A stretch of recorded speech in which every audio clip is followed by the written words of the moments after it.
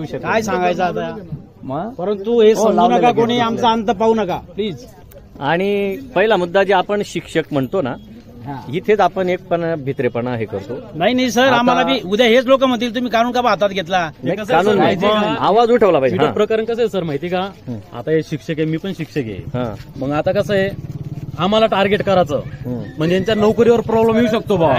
बोलतो ना ते त्याच्या मागला, पण त्यांना हे माहिती नाही ज्यावेळेस काही नोकरीला काही होत नाही। दोन गोष्टीला घाबरायचंय, एक तर रेप केस झाले पाहिजे आणि खून नाही झाला पाहिजे, आणि तेव्हा नोकरी आमची जाते।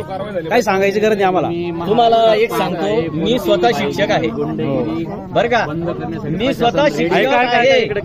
मी भांडतो, साने गुरुजी भांडलेत, साने गुरुजी शिक्षक होते, ब्रिटिशांविरुद्ध लढलेत। आपण शिक्षक आहोत, आपल्याला या विरुद्ध लढावं लागेल, त्याशिवाय हा देश स्वच्छ होणार नाही। शिक्षक हा शेवटचा आशेचा किरण आहे देशाचा, आणि शिक्षकच जर हातपाय गाळून बसला तर हा देश कोणावरही भरोसा ठेवू शकत नाही। आणि म्हणून शिक्षक आहे म्हणून कोणी घाबरू नका, शिक्षकाला उतरावं लागेल।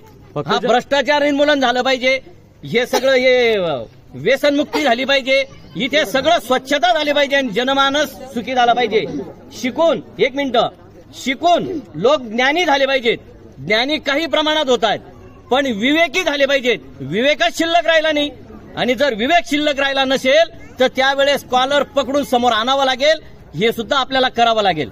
आपण काही बांगड्या भरलेल्या नाहीत, शिक्षक आहोत, काम करतो, पगार घेतो, कचाकच काम करतोय, फटाफट पगार घेतोय, हरामाचा पगार घेत नाहीत आपण।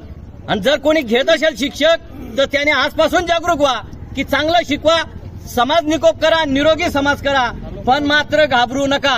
तुमच्या नोकरीला कोण टाच मारायला येईल त्यावेळेस सगळे एकत्र येऊ आपण, आणि जिथे चांगलं काम असेल तिथे धावून जा, हेच यामधून मला सांगायचंय सगळ्यांसाठी। कारण इथे केव्हापासून मी ऐकतोय आम्ही शिक्षक आहेत, आम्ही शिक्षक आहे। आपण का चोऱ्या करतो का शिक्षक आहेत तर आपल्याला स्वाभिमानाने जगण्याचा पुरेपूर अधिकार आहे घटनेकडून, आणि आपल्या स्वाभिमानाला जर कोणी धक्का लावत असेल तर त्याला ठिकाणावर आणण्याचा सुद्धा आपल्याला अधिकार आहे। आणि म्हणून पुन्हा एक असं कोणी म्हणू नये की आम्ही शिक्षक आहे म्हणून शांत बसतो किंवा सरकारी नोकर आहे म्हणून शांत बसतो, तर असं होता कामा नये। धन्यवाद।